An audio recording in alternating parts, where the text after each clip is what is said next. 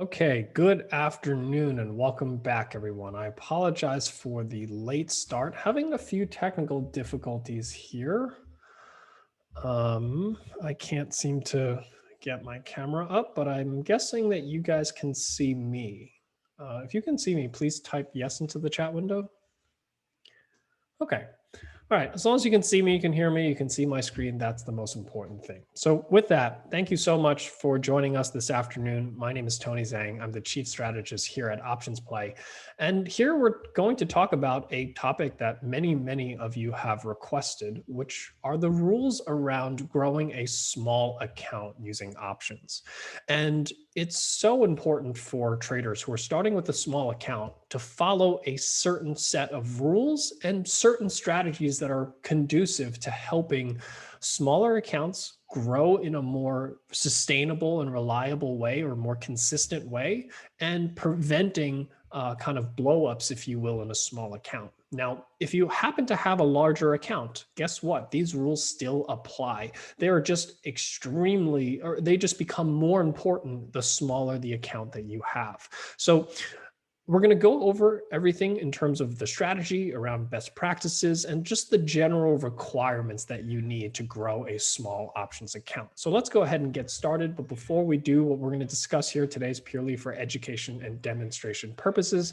It is not a solicitation or recommendation to buy or sell any specific securities. So what we're going to start off with is just an understanding of how should you start. When you're starting out with a small account, what do you need to have in place in order to sustainably grow a small trading account with respect to options and the different requirements that you need to have in your account in order to trade some of the strategies that we're going to discuss here. Then we'll talk about what I consider as the optimal strategy for a small account. And we'll talk a little bit about why I think it's the optimal strategy for small accounts and what are the best practices around the strategy. We'll try to go through a couple of trading examples to give you a better sense for how to apply it and show you how to access these real-time signals for your account before we talk about basically the 4 rules that you must have in place in order to trade this particular strategy.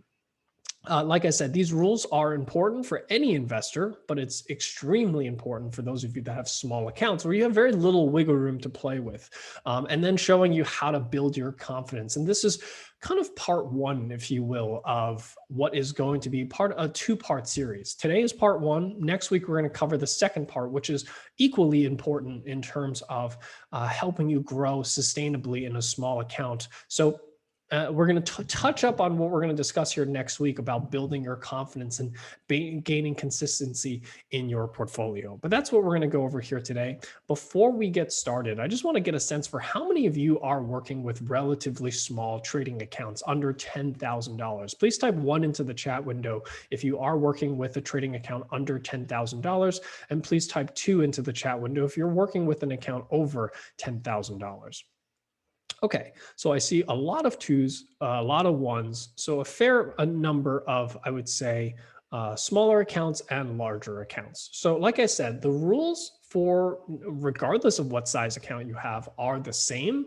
It's just that the smaller the account that you work with, the less wiggle room you have, and the more important it is for you to stick to some of these rules and stay within your lane, if you will. And today, that's really what we're going to spend some time is understanding what strategies are conducive for someone with a small account that needs to stay in their lane, and what are the best practices for finding opportunities using this particular strategy and how to just kind of stay in your lane, if you will, so that you can grow your account sustainably. And as you continue to grow your accounts, hopefully give yourself a little bit more breathing room to start playing with other types of strategies.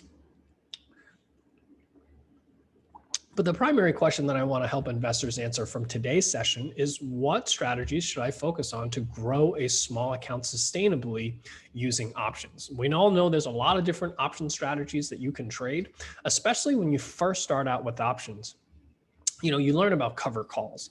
The challenge with cover calls is that you need to own 100 shares of the stock. And with the average S&P 500 stock now trading at about $160 or so, that means 100 shares of the average S&P 500 stock is $16,000. Not everyone has $16,000 to buy 100 shares of the stock just to sell one cover call. So we want to talk about strategies that are suitable for a smaller account where you want to risk no more than a couple of $100 on a single trade.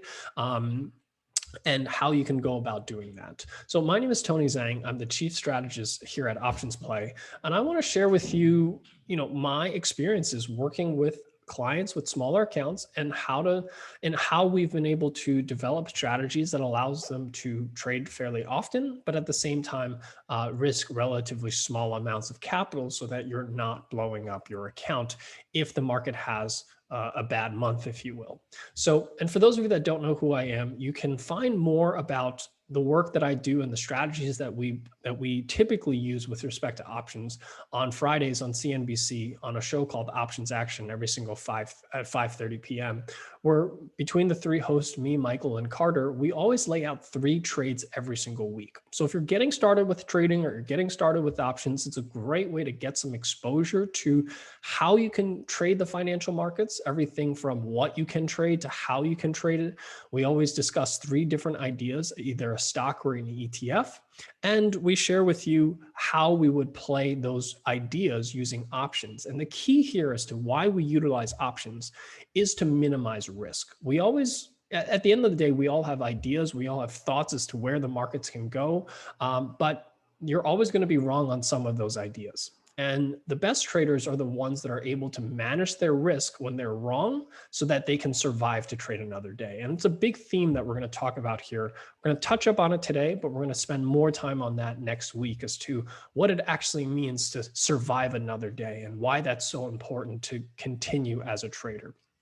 So let's go ahead and get started. So let's talk a little bit about just the general things you need to have in place to grow a small account. When I talk about a small account, I'm generally talking about an account that's somewhere in the $2,000 to $5,000 range. And I'll talk about why I think you need at least $2,000 in an account to trade these types of strategies and reliably grow a small account. And so the 3 things that you really have to focus on when you're trading with a small account is, number 1, gaining consistency.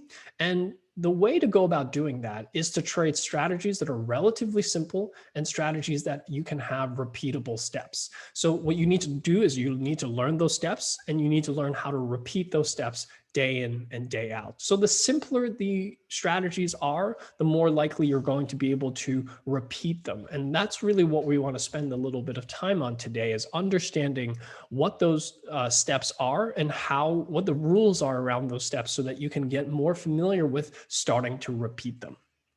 Then what you want to try to do is start building confidence. And we're going to talk a little bit about why the optimal strategy I'm going to show you here today is what I believe is what you need for a small account, which is to win more than 50% of your trades. And the reason for winning more than 50% of the time is simply just purely for building confidence, building the ability for you to feel that you can win more often than losing. Now, the thing about winning often is that that's not the key to success. A lot of investors believe that if you just win more often, you'll be successful in the long run. But that's not true at all, because you can win 90% of your trades and still not be a profitable trader. And a lot of investors ask how that's possible. The reality is that you can win 90% of the time, but if those 10% of the time that you lose big, well, guess what? You're not going to be profitable. And at the end of the day, it doesn't matter how many winners you have. It doesn't matter whether you have 30%, 90%, 99% winners. What matters is whether or not you're profitable at the end of the day. So that's really why we don't focus too much on probability of profit or how many winners you have, but it does feel nice to win at least 50% of the time, even if you're not necessarily even if you're just breaking even, that process of building that confidence and feeling like you are getting something right and you're getting something correctly, that's really what I think, the strategies we're going to discuss here today help build. Even if at first you're not profitable at it, or you're just breaking even, that process I do think is important for growing your account. And lastly, clear understanding. We're going to talk about strategies that have clear risks and rewards so that when you get into a trade, you know exactly how much you can potentially lose and how much you can potentially make. And it's very important as part of these repeatable steps to know what you're getting yourself into. A lot of investors, unfortunately, buy options or sell options, not really knowing what the outcome will be. And that's really where it gets into really dangerous territory. So that's what we're going to discuss here today. So I'll talk a little bit about just the simple requirements that you need to have in place before you start trading options. Number one, I recommend that you open an options account with at least a level 3 clearance. So if you don't know what that means, then you need to go to your brokerage firm, apply for an options, and see what clearance you are approved for. If you're approved for level 1 or level 2, then you need to consider going back to your brokerage firm and asking for level 3. You might have to paper another application in order to do so. If you don't know how to go about doing that, call up your brokerage firm. They'll be able to help you out with that. And the reason that you need level 3 is because the strategy we're going to discuss here today requires you to be able to trade spreads, and you need to have a level 3 clearance before you can trade spreads. So that's the first requirement that you have. The second is you need to have a margin account. That means you need to have a minimum of $2,000. That's why I was referring to, if you want to grow as an account sustainably using the strategies we're going to discuss here today, you need to have an account of at least $2,000. So if you're not quite there yet, that's really some of the targets that you need to set for yourself in order to trade options. If you have less than $2,000, I'm going to be very honest with you. It's going to be extremely difficult to grow your account sustainably using options if you have less than $2,000. So that's the goal that you should point to if those of you that are trading. And lastly, education, practice, and tools. Having access to these things are going to help you accelerate your learning process. Being able to practice these trades are going to be really useful. We're going to show you how to go about doing that, and access to the tools all through your OptionsPlay account. So everything that you need is going to be provided here today. And for those of you that are currently in the process of figuring step 1 and step 2 out, at the end of this session, I will send you a link as to how you can apply for, let's say, a TD Ameritrade account, which is an account that I do suggest that you consider to apply and be able to have access to these things. And there are some benefits to the TD Ameritrade account that I do think other brokerage firms do not provide that make trading this one strategy we're going to discuss here today a little bit easier. So with that, let's jump into the actual strategy itself.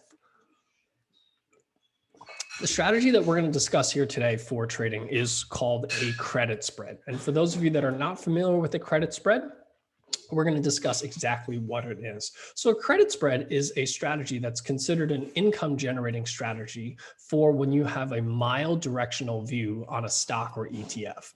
And the key here is this mild directional view, which means that you can trade credit spreads in a lot of different conditions. As long as you have a general sense of which direction the stock is drifting in, then you have enough information to trade a credit spread. There are other types of strategies, such as buying a call option or buying a put option, where just having a mild directional view or a general sense is not good enough. In order to profit from buying a call or buying a put, you need to have a strong directional view. Not only do you need a strong directional view, you need to have timing on it quite right. So here, you don't have to be a master of timing the markets. You just have to have a general sense of the direction of the trade, and you can trade these types of credit spreads. The second reason I suggest credit spreads for beginners is the fact that it's a forgiving strategy. And we're going to talk about what that means. But really what it boils down to the fact that it has a higher probability of success. So generally speaking, you'll have probability of profits that are between 50 to 60%. So just winning 55, 60% of your trades will make you feel more confident, even if you're just breaking even, like I say, so as a starting point. Even if you're not great at timing the markets, even if you're not great at selecting stocks, winning 55, 60% of the time, that's going to help you build your confidence and make you want to learn more and want to improve more. With other strategies, when you're only winning 30, 40% of the time, even if you're profitable in the long run, you tend to find that people are less, I would say, interested in learning more about it when they lose more often than not. But the primary reason that I select credit spreads for investors is the fact that it has limited risk and it has limited reward. And it's really important because you know exactly how much you can potentially win and you know exactly how much you can potentially lose. And it's really important for investors to have that mindset when they go into a trade, because it helps plan for the best case scenario. It helps plan for the worst case scenario. And when you know what that worst and best and worst case scenario looks like, you can plan for it. And those are some of the things we're going to talk about here today, is what that plan should look like. Okay. So at the core, this is the one strategy that if you're starting with a small account, you should focus your attention on learning more about this particular strategy. And today we're going to give you a pretty deep dive. It's not going to be everything that you need to know, but it's a pretty deep dive into how you can utilize this particular strategy for your account. So we're going to use an example here. And I think always the best way to learn about a specific strategy is to use an example. And we're going to use US Steel here. And I'm not going to talk about why we're using US Steel yet. We're just going to talk about the strategy first. We'll come back to why in a little bit. Okay. So US Steel, this is a stock that recently has been pretty choppy, trading between $23 and $29 or so. It's had some pretty big runs up and down. It's multiple times it reached $29 and failed, reached $23 multiple times, has bounced, and recently it pulled back to this $23 support level here. So in this particular case, I'm going to make a case for potentially a bounce here on US Steel. Now, I could be wrong on this. That's not the purpose here. What we want to first talk about is the strategy. Then we'll come back to perhaps timing and why. We'll address that here at a later time. So let's say I'm looking for a bounce. How does a credit spread allow me to do this? So the strategy I'm going to do here, and I'm going to come back to why I choose these expiration dates and strike prices. I'm going to go out to July 31st, which is roughly 43 days from expiration. And what I'm going to do is I'm going to sell a 23.5 put and collect $2.25. The stock is currently trading just around 23.5. So I'm going to sell an at the money put option, collect $2.25. And because when I sell a put option, what you have is what we call substantial risk, right? Because if the stock keeps going lower and lower and lower, you're going to lose more and more money. It's the same as buying the stock. And then if the stock starts to move lower, you lose more and more money. So selling a put has a risk profile very similar to buying 100 shares of the stock.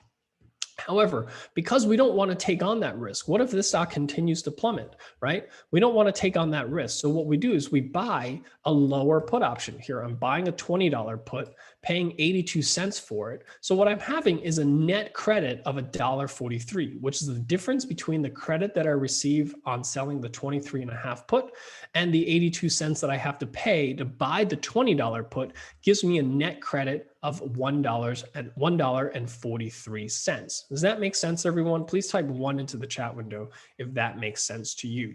And if this is a brand new strategy to you, we're going to walk you through it, okay? But the goal is to sell a put option near the current price of the stock. That's going to collect a fair amount of premium, and then you're going to buy a lower put so that you can offset the losses if the stock was to plummet lower. And Nick, I will show you how we chose these strikes. But first, I just want to go through the example and show you what this strategy looks like, okay? So US Steel declines quite a bit from 29 down to 23. I think it's going to make a bit of a bounce here. And let's talk a little bit about if I enter this credit spread, what does that outcome look like? So this is US Steel, and part of the reason I'm looking at a bullish play here is because, as you can see, it's on this upward drift, right? And this is what I mean about you don't have to have a strong directional view, but if you look at a chart, it's pretty clear for most investors looking at this that this is moving in the upward direction, if you will. And we see that in this upward direction, there are moves higher, there are moves lower, sometimes below this line, sometimes above this line, sometimes below this line, sometimes above this line.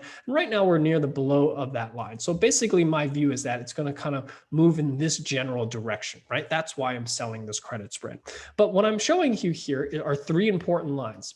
This line right here, which is around 23.5, this line right here, which is about 22, and this line right here, which is 20. Now, why are these 3 lines important? Because that is the short strike, right? The 23.5.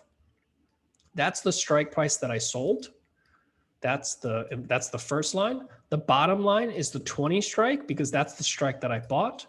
And 22.07 is the break-even price. So what I want to show you is If the stock goes in the direction I expect it to, what happens? If the stock, let's say, just trades sideways and doesn't move higher or lower, what happens?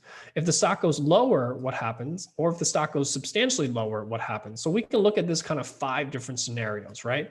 Let's say, in the first scenario, the stock just shoots right up higher, right? It moves all the way up here, maybe exceeds our expectations. Well, as long as the stock stays above 23.5, I'm going to make my full $143 profit. Okay. Actually, let me just back up 1 second. Just to be clear, this is a strategy that has a max reward of $143 and has a max risk of $207. Okay. So the most I can make is $143. The most I can possibly lose is $207. Okay. So, and what I want to show you is where that will happen. So as long as the stock stays where it is, and I'm gonna draw these kind of 5 scenarios, right? One where the trade goes to exactly what I expected to, maybe even exceeds my expectations. One where the trade goes exactly what I'm expecting to in scenario 2.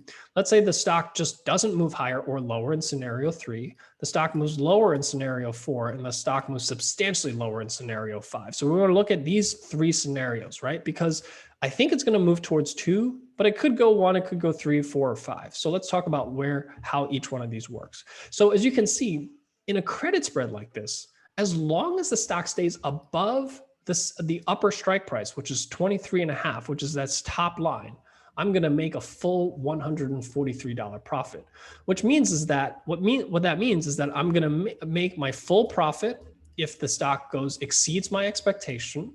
If the stock goes exactly I expect it to, I'm going to make my full profit.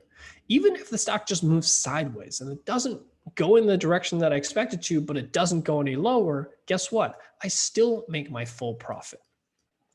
Now, if the stock was to decline, right? Let's say it declines here down to this between the 22.07, which is my break-even price, and 20, between 20 and 22.07, I'm going to lose somewhere between 200 and 207. So if it gets down to 104 here, maybe I lose somewhere like $150 or so. I don't lose the full profit, but I lose some of it. And only if the stock declines below the lower strike here of $20 do I have the full loss of $207. So as you can see here, in most of the scenarios, if the trade goes in the way I expect it to, if the trade exceeds my expectations, or if the trade goes sideways, that's when I make my full $143 profit. So, and only if the stock goes against me do I lose roughly that amount. And if the stock really goes in the wrong direction, meaning basically everything that I believed is absolutely wrong, do I have a max risk of $207? Does that make sense to everyone? Please type 2 into the chat window if that makes sense to you. And this is what we call the forgiving part of this strategy, because in scenarios 1, 2, and 3, you're going to make the full $143 profit. And I'll just add one more scenario here. Let's just say instead of going in the direction that I expect it to, the stock continues to drift a little bit lower, not a lot lower, but it drifts a little bit lower. Let's say it goes down to 22.5, right? So the stock's currently at 23.5, but let's say it drifts down to 22.5, right? So it goes $1 against the direction that I expected to. Guess what? In between this zone here, I'm still profitable. Here, I might not make very much, but I'll still make a profit here. So even if the stock goes against me a little bit, I'm still going to be profitable. And that's why this is, again, what we call a forgiving strategy, because as long as you're generally right on the direction, right? As long as you're generally right on this direction, you'll be profitable. Even if you're sort of wrong on the direction, you'll still be profitable. Only if you just outright get the direction wrong do you have a fairly sizable loss or the max loss, right? And the goal here, and I'll talk to you about a little bit in a little bit, is to try to minimize or make this ratio in as far skewed in your favor as possible. The more that ratio is skewed better in your favor, the better the outcome for you in the long run. Okay, so those are the credit spread outcomes, and that's why we call it a forgiving strategy. So let's talk a little bit about when should you consider selling a credit spread. And There are a few different scenarios, but largely speaking, you want to find stocks that are near support or resistance. So for example, if you have a stock like this that has been recently trading near a support level, every time it touches that support level, that's a good time to consider selling, let's say, a put credit spread, which is the bullish strategy that I just showed you. There's also the inverse, a call spread, which is basically the inverse. When it reaches a resistance level, those are times that you can start selling call credit spreads.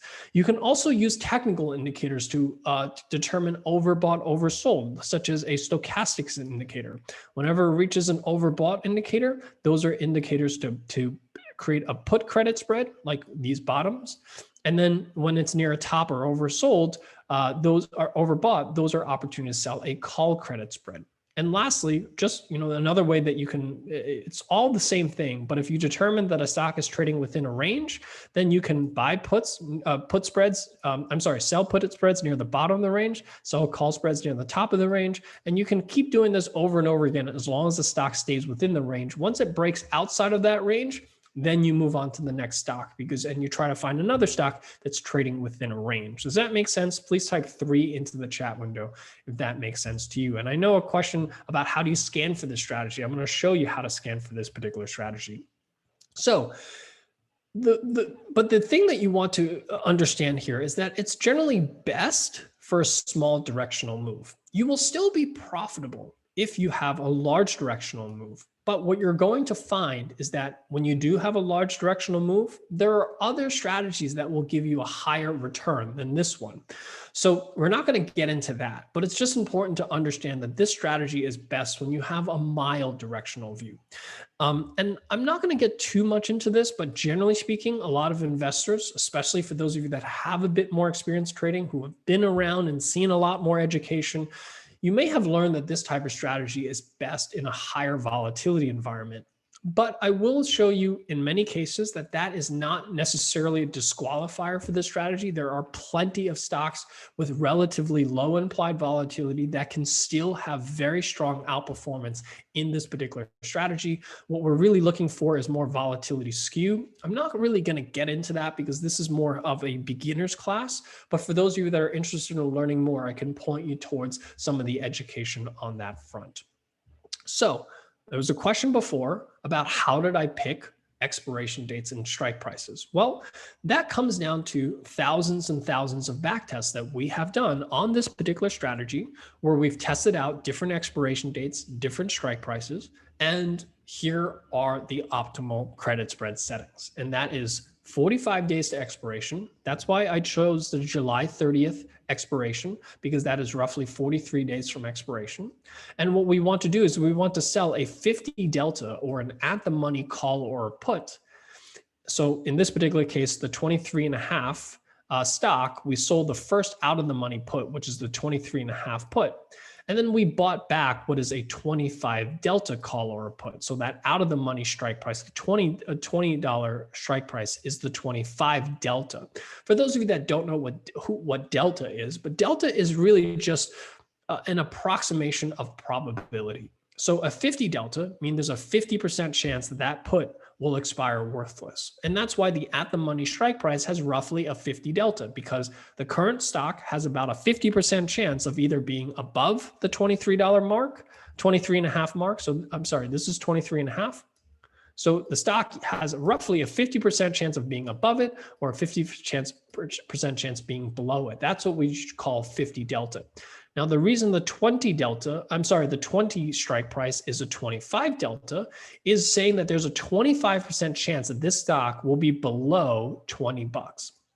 25% chance that the stock will be below $20. So the lower you go, the lower the delta, because down here there's maybe only a 10% chance that the stock will be below this particular strike price. And I'll show you how the OptionsPlay platform allows you to choose strike prices based on probability. But that's how we go about selecting the optimal strike price. Now, the thing that you have to add to a small account is that you should only sell credit spreads on stocks that are generally under $50. I'm going to show you how to find these opportunities for stocks under $50. But the second rule of thumb here for credit spreads is that you want to collect at least 1/3 of the width.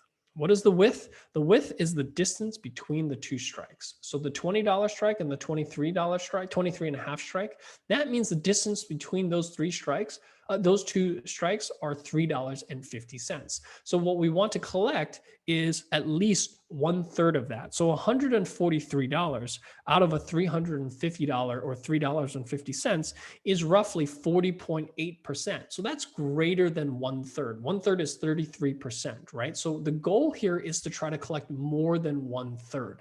And I'm going to tell you why this is so important when you're trading a credit spread, why you want to find credit spreads that collect more than 1/3, preferably closer to 40%, because the more you get closer to 40%, the more you have an edge in your favor.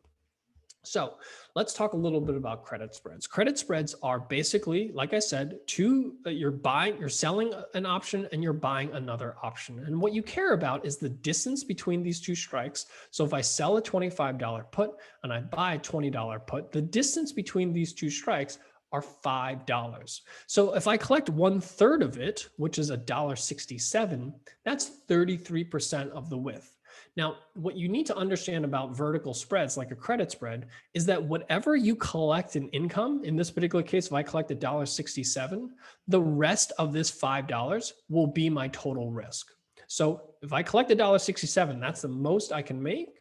If I collect $1.67, then I know the rest of what's left, $3.34, that's going to be my total risk. Does that make sense, everyone? Please type 4 into the chat window if that makes sense to you. Whenever you sell a credit spread, the distance between the two strikes, that's what you're playing with. So whatever you collect in income, the rest of it is going to be your risk. That's why what you want to do is you want to maximize this number as much as possible, because as long as you maximize that number, it's going to minimize this number down here.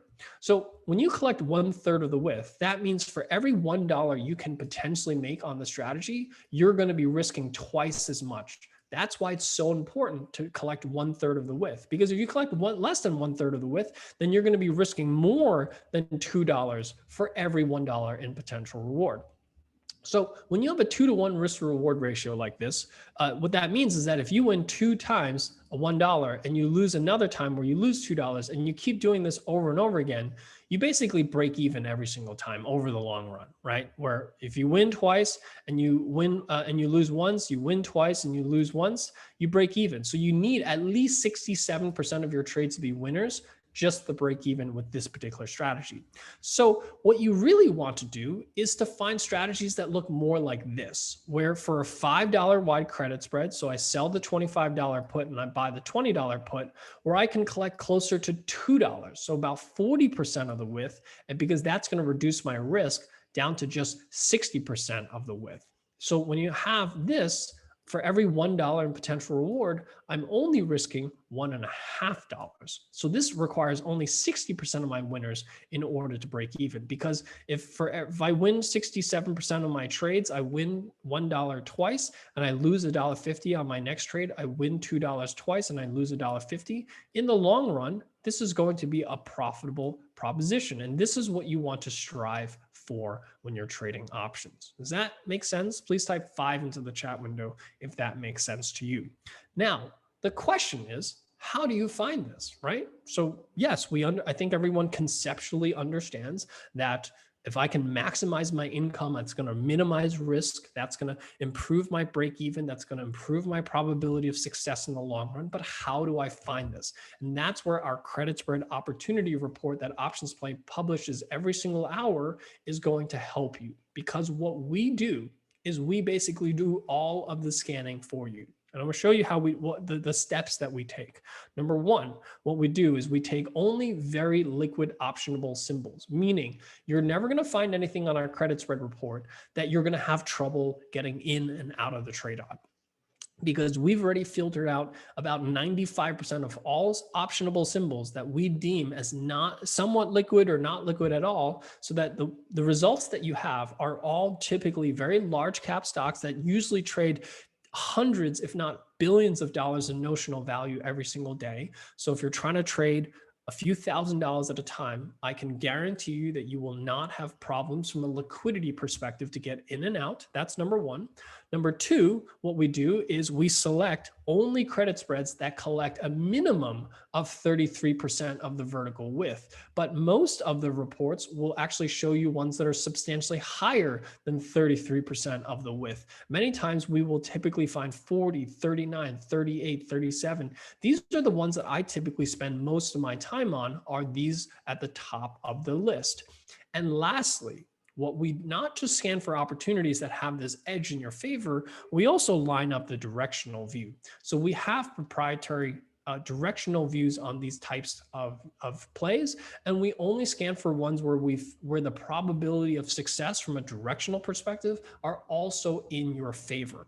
And what you get is this report that is updated every single day. And what you have, I'm sorry, every single hour. And what you have is the symbol and the direction. So what symbol, is it bullish or bearish? The details of the credit spread, what expiration date is this for? What strike do you sell? What strike do you buy?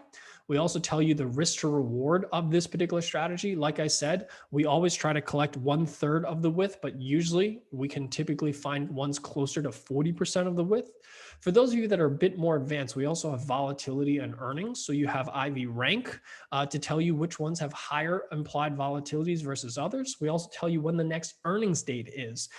Many investors, you don't like to sell this type of trades going into earnings. I understand. So you know exactly when the next earnings event is, whether there's one coming up like this one, Crown Castle reports earnings here in just 7 days versus US Steel at the top of the list reports earnings in 42 days. So if you prefer to avoid earnings, certainly go for the one on the top that has a higher premium to begin with. And what we recently just added to the platform is this link that actually allows you to simply click on a link. It'll instantly open this trade with everything pre-filled for you, the symbol, the expiration date, the strike prices, and everything in OptionsPlay. All you have to do is click on that link and we'll open the report in your OptionsPlay account. And like I said, this is a report that's updated every single hour. So you have fresh opportunities no matter when you log in, when you have time to trade, you're going to have fresh ideas in your account. So this recent new report that allows you to, this link, it allows you to instantly look at a report and see the trades in it. So let's just take a look at the latest report here. This was generated right before the close here today at 3:49. And for those of you that have been using this report for a while, we've changed this so that the last report is actually before the close.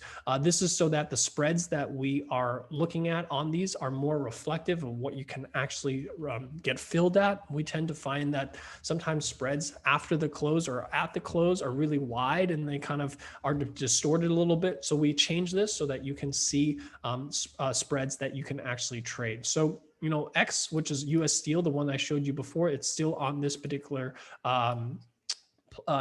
platform. The stock is at 23.84, still selling the 23.5, 20. Now it's only collecting $1.39 out of a $3.50 spread, which is still 40% of the width here. There's also WDC, a Western Digital, $71 stock. But again, because we're talking about smaller accounts here, what you want to do is you want to sort it based on price. So you can actually sort this from lowest to highest here for those of you that want to use this. So for example, you want to focus more on the ones that are lower priced that still collect close to 40% of the width. But we normally sort it based on this list. You can always use it just to see the stock price. The lowest stock price here is US Steel. So let's just take a look at that. And all you have to do is click on the link. It will open the trade now within OptionsPlay.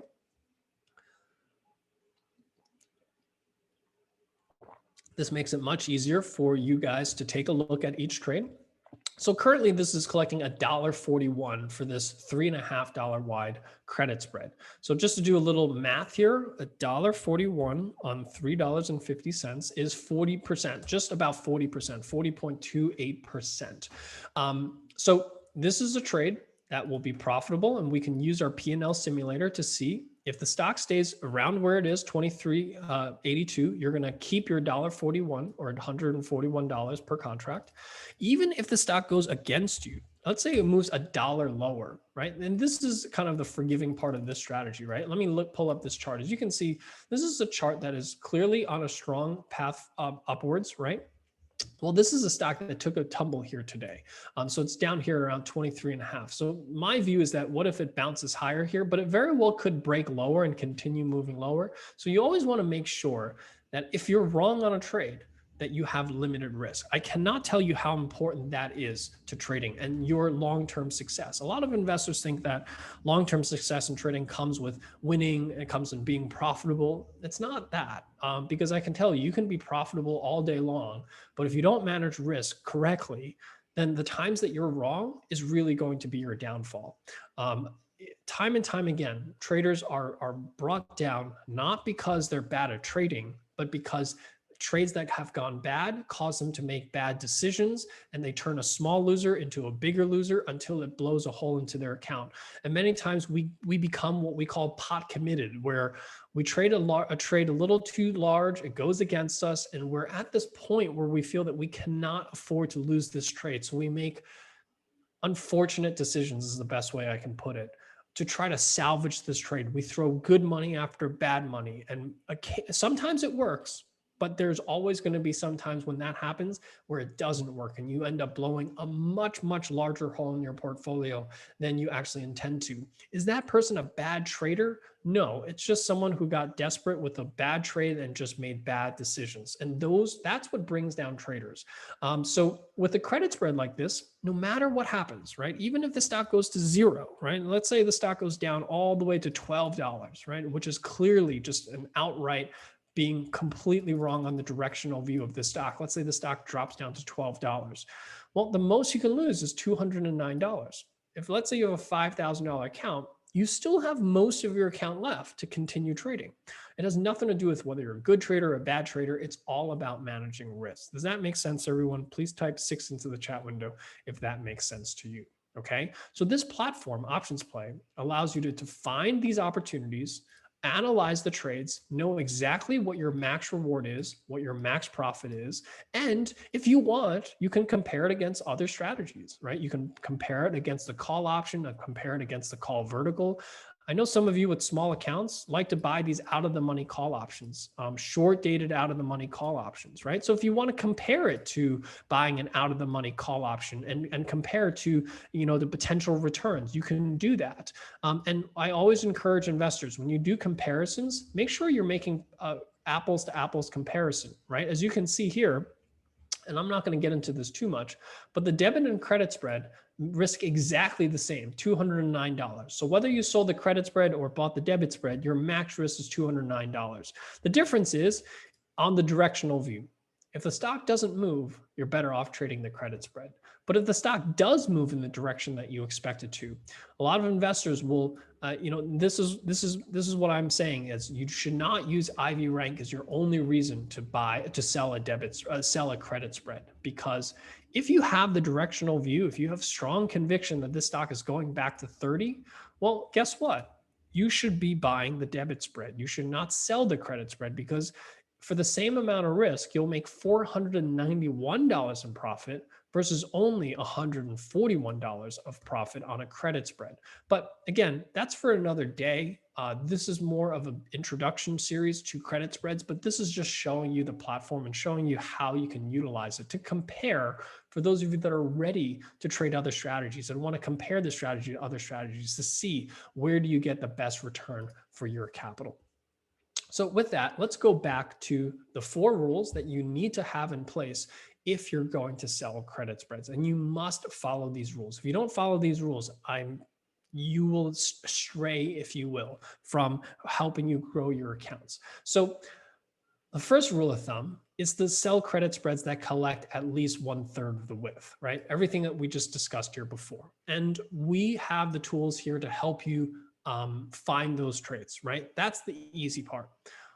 The hard part is once you're in those trades, how do you manage them? And there's 3 rules that can trigger an exit of these strategies.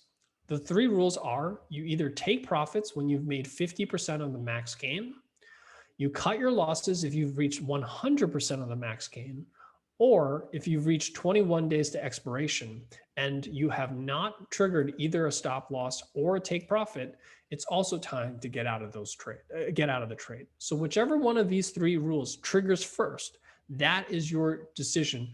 That should be your rule to get out of the trade. So just to clarify, if you sell a $5 wide credit spread and you currently collect $2 for it, which is roughly 40% of this width, right? 40% of $5 is $2. So let's say you collect $2. What you want to do is you want to place a limit order to buy back the spread at $1 because that is half of the max profit, right? So if you buy back for $1, you make $1, you've made half of the max gain. You should also at the same time set an order to cut your losses at $4, which is effectively a $2 loss or 100% of the max gain. And if the stock reaches 21 days to expiration and your stop loss order and your take profit order have not triggered, that is also a reason to simply get out of the trade. Does that make sense, everyone? Please type 7 into the chat window if this makes sense to you. And the reason that I suggest investors to consider using TD Ameritrade as a brokerage firm is simply because it's one of the few brokerage firms that allow you to set what we call an OCO order, which is once you've entered this $2 spread, it allows you to set the limit order and the stop loss order in a single order. And once one of the orders triggers, it automatically cancels the other one. It's called an OCO order.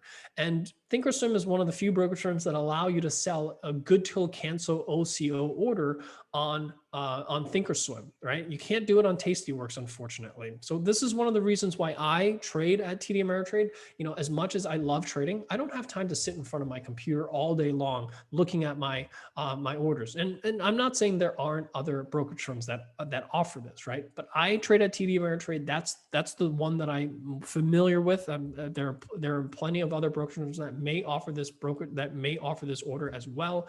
I don't believe most brokerage firms offer OCO orders on spreads, but I do think IB offers it. I do think Schwab offers it. I do think TD offers it. Those are the main ones that I'm familiar with that allow you to effectively automate these two rules. And then the last one, 21 days to expiration, that's one that you have to keep an eye out for. But that's one that you only have to keep an eye out for once a week, right? Because every single week you kind of know which options are about 3 weeks from expiration. Those are the ones that they haven't hit their take profit or stop loss order. Those are the ones that you get out of the trade.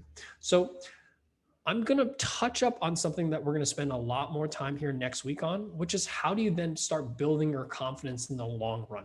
And there's one golden rule of risk management where if you do not follow this rule, everything that I've taught you here during today's session goes out the door, because without this rule, I guarantee you will not be able to sustainably grow a small account. And that golden rule of risk management is to never exceed 1 to 2% of your total account value as the max risk of a credit spread. So for those of you that have an account under $10,000, look at this table, look at where you are on this graph and find the credits, find this value in your trading.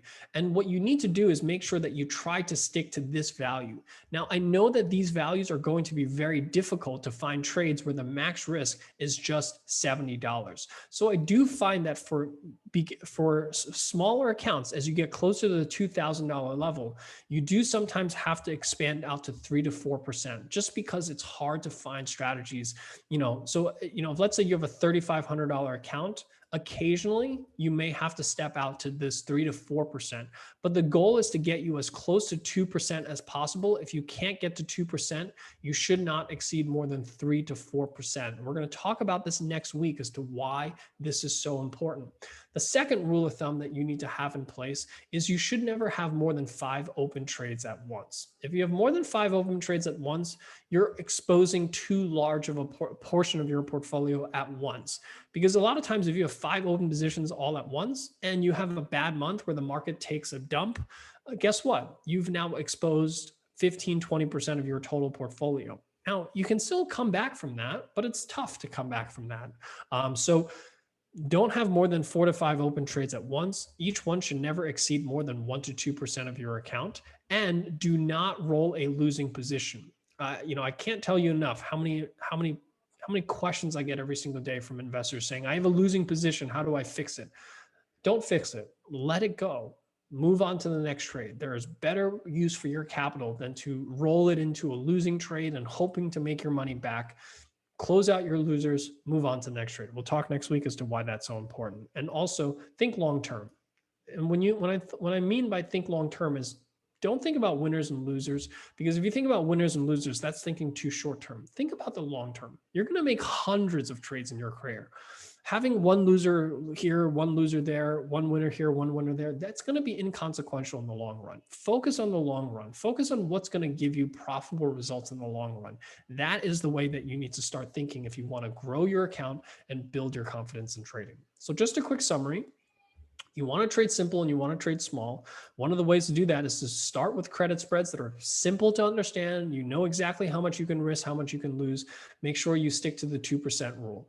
Have an edge. Know when there's a market provides you with an edge. And that's really when you collect credit spreads that are closer to 40%. And, once you, and start to learn how to read the charts, right? Learn how to see stocks that are trending in one direction or another. That's largely the tool that you're going to need to decide whether I want to trade a bullish credit spread or a bearish credit spread. And lastly, practice, practice, practice. You can paper trade these if you want, but you want to trade them very often, because the more you trade them, the more experience you're going to get, the more familiar you're going to get with options trading in the markets. That's what's going to help you build your confidence and build your account here in the long run. So with that, that covers what I wanted to share with you here today. I want to leave you with a few important resources that I think are important for those of you that are interested in implementing this. Number one, get access to the OptionsPlay platform if you don't already have it. It's a free 30-day trial. If you don't already have it, you can sign up using this link here on your screen, which I will post into the chat window. Many of you here already have access to it. So if you do, go ahead and use it. The credit spread report, which is the report I was showing you, is available here at the second link here at trade.optionsplay.com/CS report. That is a quick link to just the credit spread report. You do need to have a free trial or a membership in order to access it. So if you don't have that, sign up using that first link. And lastly, for those of you that are interested in Thinkorswim account, this is not to say that you can't trade the strategy with other platforms, but I do think that Thinkorswim makes it easy for you to set up those OCO orders, because setting up these rules, it's very important to follow these rules. And setting up these rules, Thinkorswim just makes it easy so that you don't have to sit in front of your computer and baby these orders and make sure that you stick to these rules. Kind of the platform does that work for you so that you can place a trade and kind of walk away and come back later, it'll be monitored for you effectively with those orders. So those are some important resources that I think for those of you that are interested in this type of strategy and in implementing this strategy that you could use. With that, that covers what I wanted to share with you here today. Just a quick reminder, and at this point, what I'll do is I'll open this up for Q&A, but I just want to do a quick overview of how I think you should utilize this platform. And while I do that, you can type your questions into the Q&A section, and I'll try to answer as many questions that I have time for here today. So remember, the credit spread file, which is part of your OptionsPlay hub, you can go to optionsplay.com/hub. The credit spread opportunity report is under trading resources. When you click on that, it will give you this report that I was showing you, and you'll be able to log in using your free trial or your membership credentials. And like I said, this credit spread report is designed to give you all of the credit spreads from best to worst. If you're a small account, you want to focus on the ones with the lower price stock. So US Steel, Freeport-McMoRan, Vail, and you can click on any stock that you're interested in, and it will open that link in your account. And when you're starting out with a small account, you're only trading one contract at a time. So the max risk here is $183. So if let's say you have a $5,000 account, 183 divided by 5,000 is roughly 3.6% of your total account value. This way, even if you have a few losing trades in a row, you're still going to have largely most of your account intact in order to survive another day and continue trading. That's the goal. That's the goal with trading, is survive another day. This way you have your max reward, max risk, your probability of profit. That's what POP stands for. And then you can do your analysis using the P&L simulator. You can see if the stock goes higher, how much you make. If the stock goes lower, how much you lose. It's important to understand what are the different parameters around how much you can make or lose. And then if you want to compare it to other strategies, you can using the OptionsPlay platform. So with that, like I said, that covers what I wanted to share with you here today. What I'll do is I'll open this up for Q&A. Please, if you have any questions, type them into the Q&A section. I'll try to answer as many questions as I have time for today. So great question. And this is a question that I was expecting to have. In your credit spread file, the first 4 stocks are in free fall. Why do you say they are bullish? Well, that's exactly why we're bullish. As you can see, what is the optimal time to, let me bring up a trading view chart. 1 second. Great question. So the reality of trading is that with these credit spreads, you generally want to take a contrarian view. Stocks that are declining, those are the ones that you want to, look at. Those are the ones that have the highest probability of moving higher, right? So look at this general uptrend that US Steel is in. When do you think are the best times to go long? It's when the stock is effectively, as you say, in free fall. When it goes after free fall, these are your opportunities to play for the bounce, right? So these moves after a big move to the downside are your opportunities to play for a bounce. So when US Steel drops from $29 to $23 in a short amount of time, that is, statistically speaking, a better time to go long. If you wait for the stock to be in an uptrend, statistically speaking, there's a better chance that actually the stock will be lower a few weeks later. So especially when you're in an uptrend like this, when the stock is near the bottom, when it's near the bottom of a range, when it's oversold, that's when you statistically have the best chance of the stock moving higher. That's why when you look at this report, most of the stocks on this report are stocks that are somewhat oversold. Like I haven't looked at all of these stocks yet, but look at Rio, right? Stock that's in an uptrend, but is near the bottom of that. So it has a higher chance of moving higher. So it's all about statistics. And we've already incorporated that into our credit spread report so that all the stocks here are statistically the ones that have a better chance of bouncing. Let's look at WDC. Also, as you can see in this uptrend, but as you can see has fallen, has been a bit oversold. That has a higher chance of moving higher. I hope that answers your question. And I'm sure a lot of you had that question here as well. Why is it not recommended to weekly spread? It is a weekly spread, Rodolfo. The July 30th is a weekly option. If your question is why do we not sell 1 week options? Well, that's because statistically speaking, when you trade a 1 week option, you have a very high probability that if the stock goes in the opposite direction, you have no time for it to correct back and come back into your favor. But more importantly, when you sell weekly options, you have to do them far more often. And that adds transaction cost. I know a lot of investors will ask me, well, don't you collect more premium selling weekly options, doing them more often? And the answer is yes. But guess what? It doesn't overcome the transactional cost, the additional transaction cost that it costs you to trade much more often every single week. And when I say transaction cost, I don't mean commissions. I'm referring to the bid-ask spread. You're paying the bid-ask spread every time you enter and exit. And those 4 or 5 cents, that $4 or $5 every single week that you pay will add up. And those $4 or $5 every single week that you pay will exceed the additional theta, the additional time decay that you receive when you sell weekly options. That's why we have backtested this to exhaustion. Different optimal expiration dates. And the weekly options, once you factor into transactional costs, do not outperform the longer dated options. OptionsPlay shows 3. How does one get credit spread recommendation on the site? Lou, that is something that we're working on. But however, the reason that we don't default to credit spreads is because credit spreads are only suitable in certain conditions. And that's what we're scanning for in the credit spread file. We're scanning just for those conditions.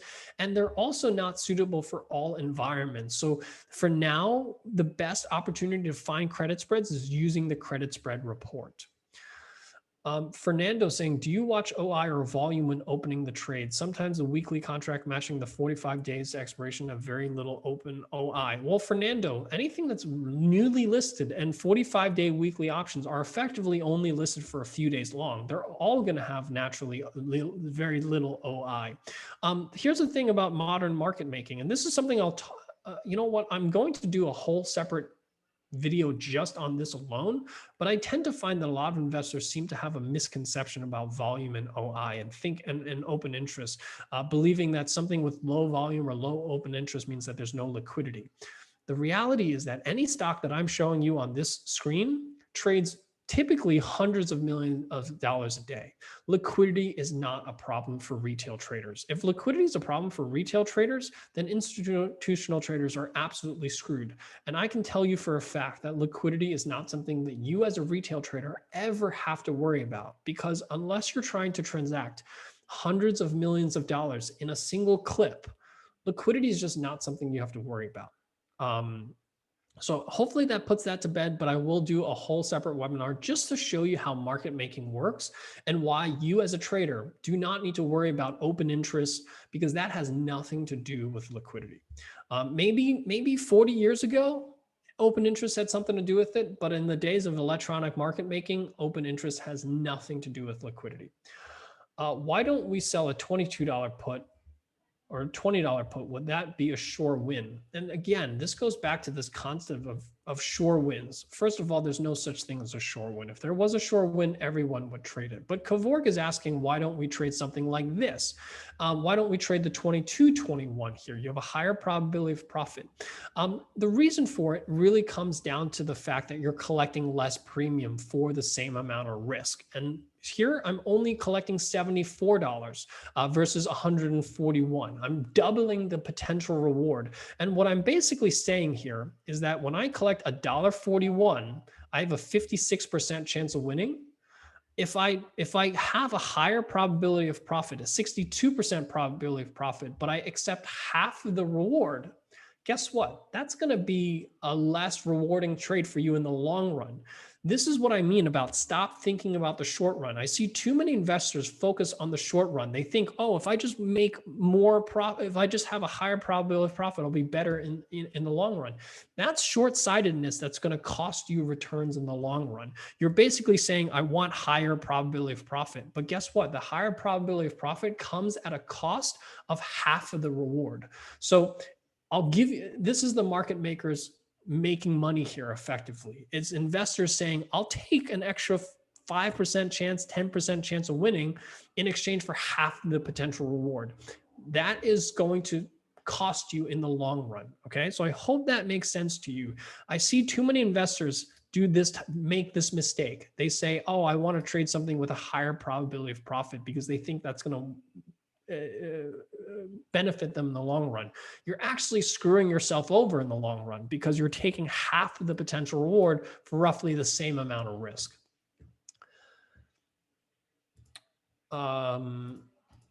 Please explain the math to get to the max risk.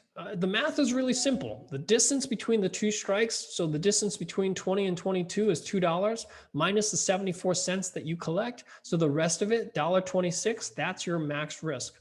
That's it. It's a simple math equation. And there's a couple of questions regarding, do we recommend out of the money credit spreads? And for this reason, we do not recommend out of the money credit spreads. You're going to underperform in the long run. Let's see. Can you please talk about when to close the credit spread? I talked about that already. Does the credit spread report now update on the 49th minute of every hour? No, it still updates at about 20 minutes on the hour. It's just that the last one will run about 10 to 15 minutes before the close. It will no longer run after the close because we tend to find that after the close, the spreads are really wide. Here's another question. And again, William, addressing your concern about liquidity. First of all, the July 30th options were just listed last week. So open interest is going to be low because it just listed. Anything that just listed is going to have naturally open interest. But this is really where, again, this is a misunderstanding of how market making works. US Steel traded 45 million shares of stock today, right? So when you're selling a credit spread like this market maker needs to buy about 25 shares per contract in order to hedge their risk. So when something trades 45 million shares a day and they need to buy 25 shares to hedge your one contract, even if you're trading 100 contracts at a time, that's only 2,500 shares. Even if you're trading 1,000 contracts, that's 25,000 shares. So this is what I mean about liquidity and volume and open interest has nothing to do with liquidity. Liquidity has to do with how many shares does the market maker need to buy or sell in order to hedge your risk. So when you have a 25 delta and you sell the 50 delta and buy the 25 delta, the net delta on that is 25 deltas. That means for every contract, the market maker needs to buy or sell 25 shares in order to hedge their risk. That's how they determine liquidity, right?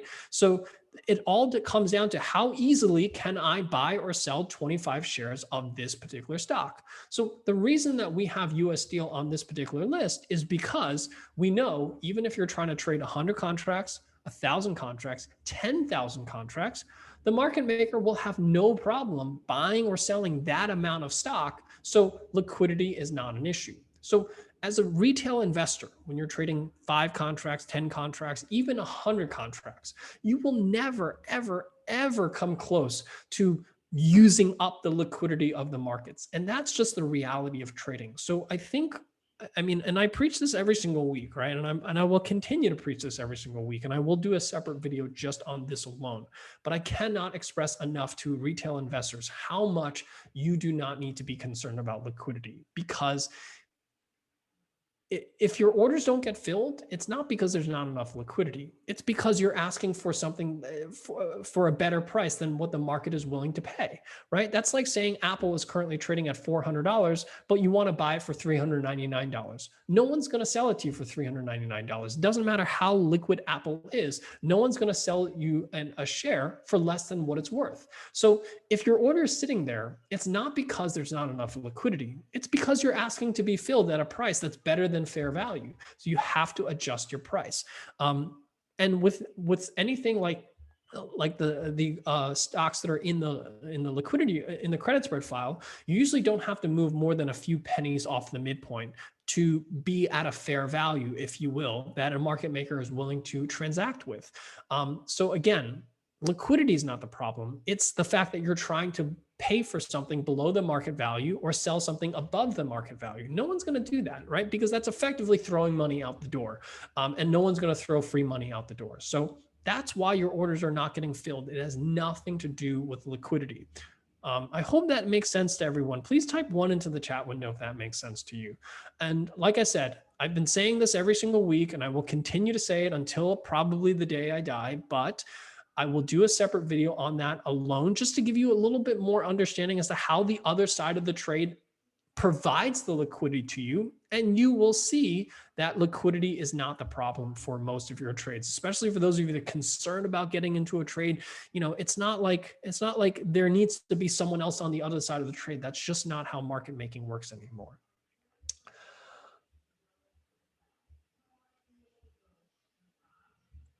When comparing strategies, I've seen stocks that has an OptionsPlay score of 100 and a pop of 40% in one strategy, but the other strategy shows a score of 45 and a pop of 65. So again, you know, this is really where I see a lot of investors do the wrong thing. They focus on one thing or the other. They either focus on risk or reward, or they focus on probability of profit.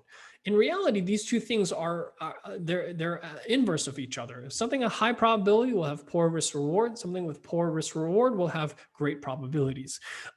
So when you're looking at just one, you're completely missing the other half of the picture. That's why we created the OptionsPlay score. The OptionsPlay score is looking at both. So what you really care about is a higher OptionsPlay score. And the higher OptionsPlay scores are relative to each other, right? So and keep in mind that something with a 121 just means that the risk to reward is skewed in your favor. That doesn't mean it's a good trade, right? Because you still need the directional view to work out in order for the trade to be profitable. It's not like high OptionsPlay scores are guaranteed to be profitable. It just means that if the trade goes in your favor, the risk to reward is skewed slightly in your favor. So just because something has a high pop has nothing to do with the options play score, because if the risk to reward on the back of that is terrible, it doesn't matter that you have a high pop. If, you have to look at both. What take 100% loss versus 50% gain? William, I'm not sure I understand that question. If you don't mind clarifying that. Is there a webinar that goes over all the features of options play in detail? Yes, there is. Let me find it for you and I will send that link to you. Thank you, Tony. You filled in some major parts for me. You're very welcome, Rob. I'm glad that it does. Juan is saying it confuses me trying to make a trade with a high score and a high pop. I'm not sure what you mean by it confuses you trying to make a trade with a high score and a high pop. If you don't mind clarifying.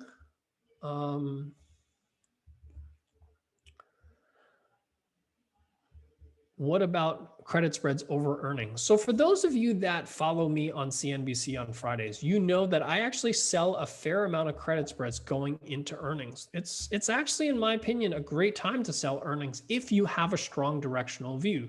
The difference between selling credit spreads during earnings is that you do need to have a strong directional view based on more fundamental factors, based on what you know about the stock. And I just posted the link into the chat window for those of you that are interested in watching the video on just the general options play tools and services.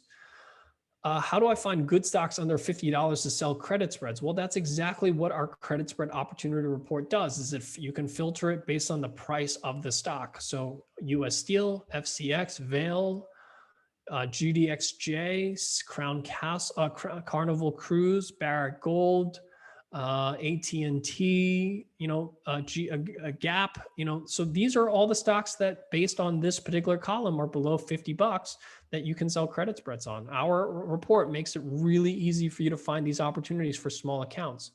What about pattern day trading restrictions for small accounts under 25K? You're not day trading here. That's these trades are not day trades. You're not entering and closing them within the same day. So they do not fall under the pattern day trading rule. Almost never, ever, ever will you see a credit spread that ends up being a day trade. Can you show an OCO order setup? Yes, I actually have a video on this. I have a pretty quick short video, how to place an OCO order using the Thinkorswim platform. I will post that link into the chat window here as well. For the 2 to 3% risk example, do you mean that the width of the spread to be 2 to 3%? No, I mean the max risk should be 2 to 3% of your total account value. So for any credit spread that you look at, so let's go back to, let's see this, let's look at Freeport McMoran, right? When you look at the Freeport McMoran trade, let's see what the max risk on that trade is.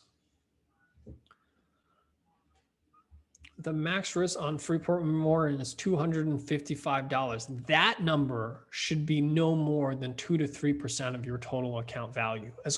And I understand for smaller accounts, you can't get to 2%, but you want to keep that number as close to 2% as possible. Let's see. When keeping your max risk under 2%, do you factor into the stop loss that you apply? You can, but I generally don't recommend it because stop losses are not guaranteed, right? You can still sometimes exceed that stop loss level. So I don't like to use the stop loss as your fail safe, if you will, because it doesn't always keep you out of that max risk or out of the trade at exactly your stop loss price. Any suggestions of what to say to be able to increase options level 3 when calling your broker? Well, Tom, no, because if they don't approve you, there's a reason that they don't approve you. You may have to ask your broker what they, whether you need more assets, whether you need more experience. I generally tend to find that most brokerage firms are, comfortable with most people getting access to at least level 3, but it just depends on your broker. You're going to have that, you need to have that conversation with your broker. I don't think you should lie just to get access to it because, if that means that you probably, from a financial perspective, should not trade spreads. Tom, thank you for great coaching. What percentage of your portfolio should you allocate to a short put trade if I'm okay owning the shares? I would say generally 5% of your portfolio to a short put trade, especially if it's a stock that you don't mind owning. On a platform, if you click on Trade Ideas Bullish on on 2 sets of lists come up each time you click bullish. Why is that? On the platform, if you click on trade ideas and bullish, 2 sets of lists come up. I'm not sure what you mean by 2 sets of lists comes up. There's really one list here for bullish trades. Is $3.50 your max loss applied to the 2% or the $1.50? No, the $3.50 of your max loss is the 2% rule, David. On our T-Doc diagonal trade, are you rolling up the short call? I don't think I'm rolling up. I'm rolling out the short call on T-Doc. If the trade continues to sideways closer to expiration, should you stay in the trade? You should. The rules, regardless of where the stock goes, are the same, right? You want to take profits at 50% of max gain, cut losses at 100%, or 21 days to expiration. If the stock goes sideways, you're more likely to trigger one of these 2 plays. You know, if the stock trades sideways as you get closer to the trade, you should get pretty close to the max gain. But if you're not there and you're at 21 days to expiration, you'll likely close the trade out at a gain. It just may not be 50%. Isn't it catching a falling knife? Yes, but I would say falling knives usually are more severe and we filter those out, right? So if a stock is kind of in free fall, and again, free fall is relative, right? Because, you know, this free fall is still in the context, this fall is still in the context of a much larger bullish trend here, right?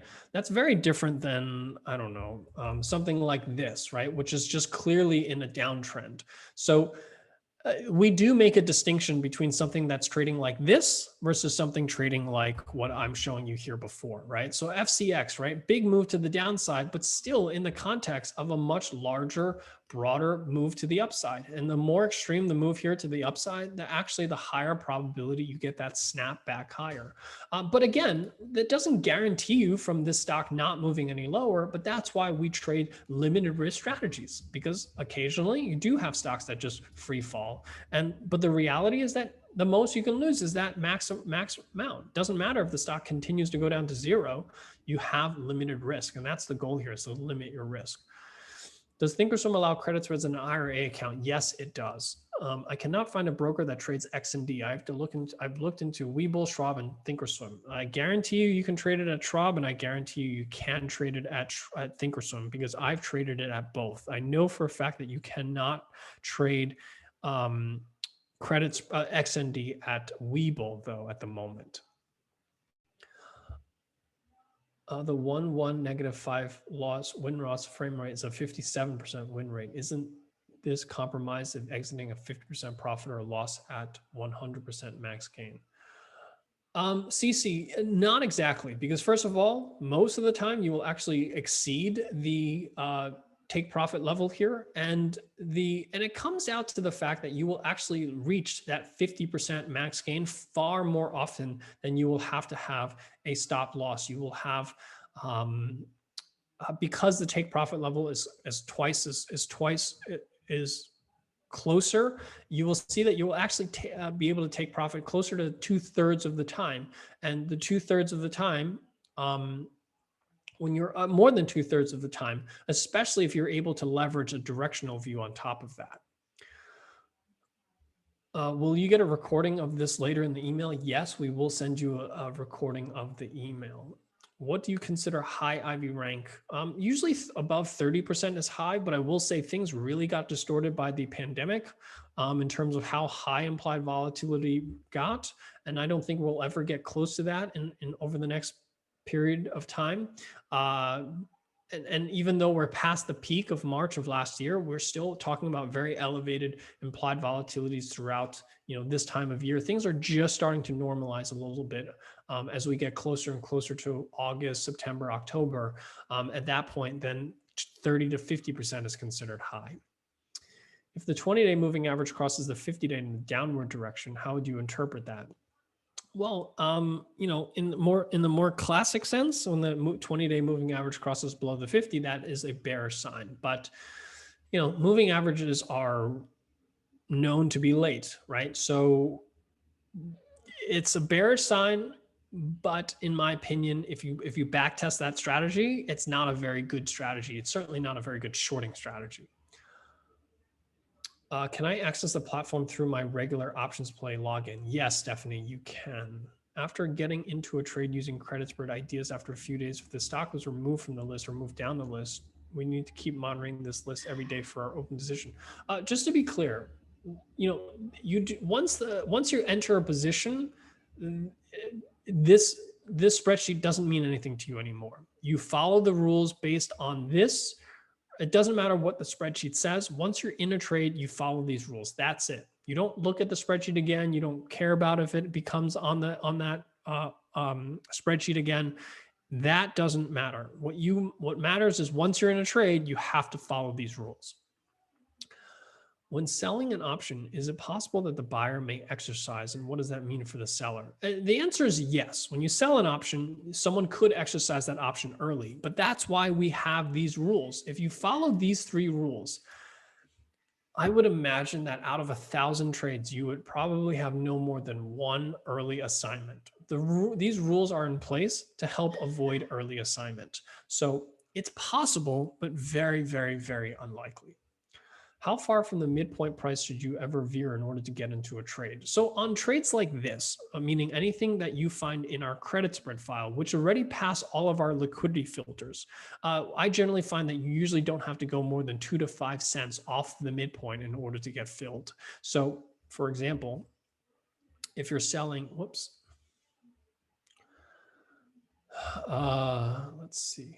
If you're selling this credit spread on US Steel, going back to the 23.5, 22s, right? So if you're selling this and the current midpoint's $1.41, I bet if you put it in at $1.40 or $1.39, you should probably get filled by about $1.39, but no more than 5 cents away from the midpoint to get filled.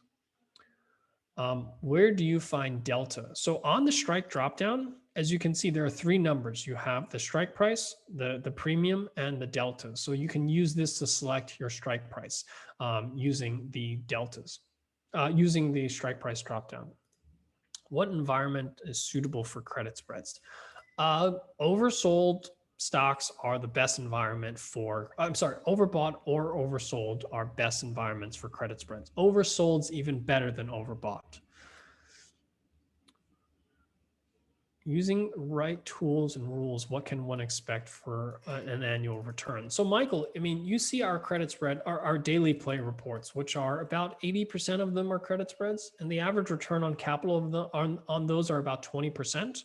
So that's kind of I would say something that you can expect from these types of trades if you're doing them following these types of rules. Are you going to redo the market maker lesson that was canceled a few weeks back? Yes, Lewis, that's the one that I'll be doing the first week of July. For larger accounts, how many trades should you have opened? Generally speaking, the larger the account doesn't change the number of trades that you can have open unless you are reducing the amount that you're willing to risk per trade. Meaning, if let's say if you risk 2% of your account per trade, I generally say that you should not have more than you should not have about 5 to 6 open trades at a time, unless you're being very tactical and you have a good spread between longs and shorts and across different sectors.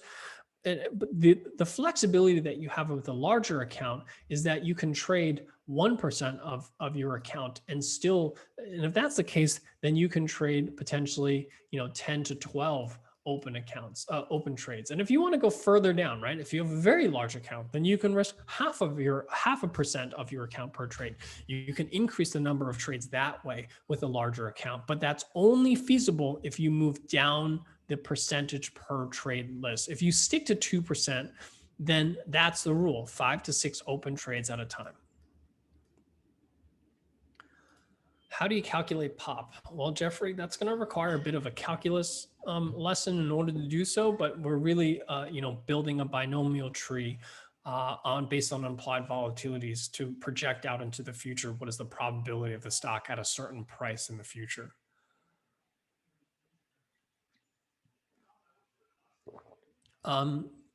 Clark, should you move the buy to this date 21 days ahead of the expiration date for your P&L simulator? Yes, Clark, that is a smart way to get a better sense for what your potential outcomes are. Are you using Greeks to determine entry and exit points? No, we are not. And I don't necessarily think that you need to use Greeks to determine entry and exit points. The percentage rules are good enough. Okay, I've tried to answer as many questions I have time for here today. I hope that this was helpful in giving you a better understanding of this strategy and just generally speaking, the best practices for how to grow your account. Like I said, whether you're trading a small or a large account, the rules are the same. It's just that when you're trading with a smaller account, these rules are even more important.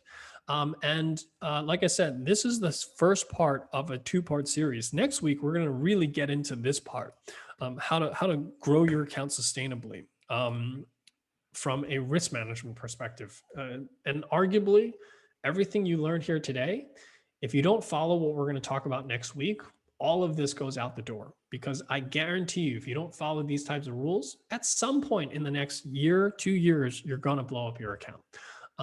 That is pretty much a guarantee if you don't follow these types of rules. So it's so important that you do. So I hope that you join me next week as a continuation onto what you're going to learn here today, what you've learned here today, that is applicable to all strategies, right? What you learned here today is only applicable to credit spreads. Next week, we're going to learn is applicable to all strategies. And we're going to make sure that you guys understand how to, or why you need to stick to these types of rules if you're interested in growing your account in the long run. So with that, thank you so much. This session is recorded. We'll send you both the recording and the slides so that you can follow along at your own pace. And I will see you guys here on Tuesday morning on our next Market Outlook session. With that, thank you so much. And also on CNBC tomorrow night for those of you that watch. Otherwise, thank you so much. Have a great trading day and good night.